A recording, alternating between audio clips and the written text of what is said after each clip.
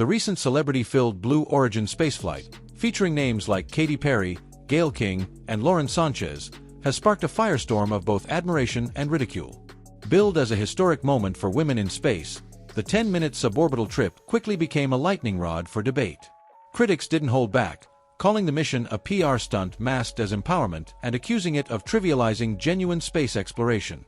While the passengers described their voyage as a deeply emotional and life-changing experience, complete with poetic reflections on Earth's beauty and symbolic gestures like kissing the ground upon return, not everyone was buying the theatrics.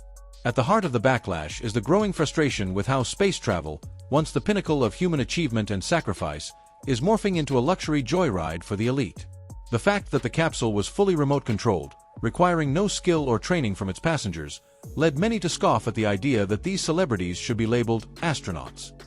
The real astronauts, those who train for decades, risk their lives, and make scientific contributions, were nowhere in this narrative. Instead, the spotlight was on a group of wealthy individuals enjoying an expensive zero-gravity photo op. Adding to the controversy, the notion that this trip somehow inspired women and young girls was met with skepticism. Critics, including those within Hollywood, argued that inspiration rooted in access and privilege wasn't genuine empowerment. After all, most people don't have a billionaire boyfriend like Jeff Bezos who can hand them a ticket to space. Even celebrities joined the mocking chorus. Amy Schumer joked about being added last minute, poking fun at the absurdity of the mission, while Martha Stewart subtly shaded the crew by posting her own zero-gravity experience, without ever leaving the atmosphere. Her trolling, paired with Katy Perry lyrics, was a quiet but pointed jab at the whole spectacle. Social media piled on, with many lampooning the self-seriousness of the participants. Memes and commentary flooded the internet, highlighting how far removed this was from true scientific exploration. Critics asked what, exactly, these passengers accomplished. Did they collect data? Contribute to research? Solve climate change? No. They floated for a few minutes, snapped photos, and returned to Earth to make grand speeches about unity, love, and saving the planet. Ironically, after burning tons of fuel for their empowering space selfie session. Gayle King, in particular, became a focal point of the debate. She fiercely defended the mission, insisting it wasn't a ride but a journey, deserving of respect. Her passionate social media posts stressed the significance of the flight and how it symbolized breaking barriers for women. But that defense only seemed to make things worse. Many saw it as tone-deaf, especially during a time of economic struggle for so many, with people struggling to afford basic necessities like food while celebrities blast off on billion-dollar rockets for fun.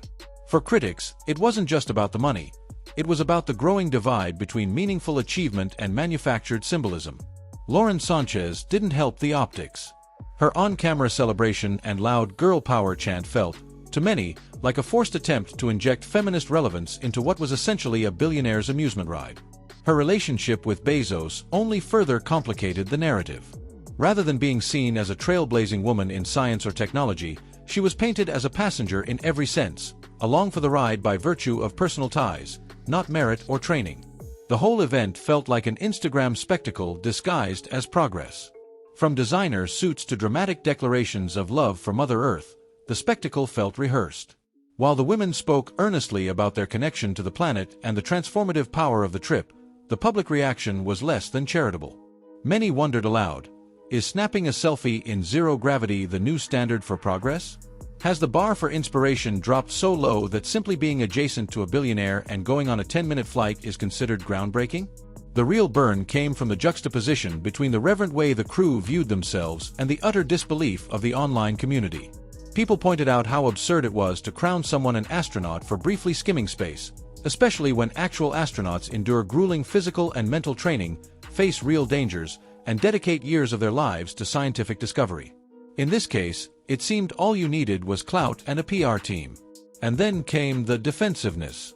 Rather than acknowledging the criticisms or the irony, the celebrity space travelers doubled down, chastising anyone who dared to laugh at their voyage. The message was clear: unless you've been to space, even for a few minutes, you don't get to have an opinion. This only fueled the mockery. It was hard not to see the whole thing as an elaborate act of self-congratulation, with minimal substance. While there's no denying the technical marvel that made the launch possible, the broader cultural response has been far less forgiving. The conversation shifted from admiration to exasperation, from applause to side eye. Even among fellow celebrities, the eye rolls were impossible to miss. These weren't astronauts. They were passengers on a very expensive ride, and their desperate attempts to cast themselves as heroes only highlighted how out of touch they appeared. Despite all the posturing, nothing revolutionary happened. No records were broken, no frontiers expanded, no groundbreaking research conducted. The mission may have been marketed as a step forward for women, but for many, it felt more like a misstep, a flashy, hollow gesture from people who mistook luxury for legacy. If this was supposed to be a milestone, it missed the mark. Instead of sparking awe, it sparked memes. So while Katy Perry and crew might have seen their moment in space as life-altering, the rest of the world saw something very different. They saw a group of elites cosplaying as explorers, staging a mission that said more about wealth and image than progress or possibility. They saw a spectacle, not a step forward. And when the dust settled and the capsules landed, the most memorable thing wasn't the silence of space. It was the noise of public disbelief echoing all the way back to Earth.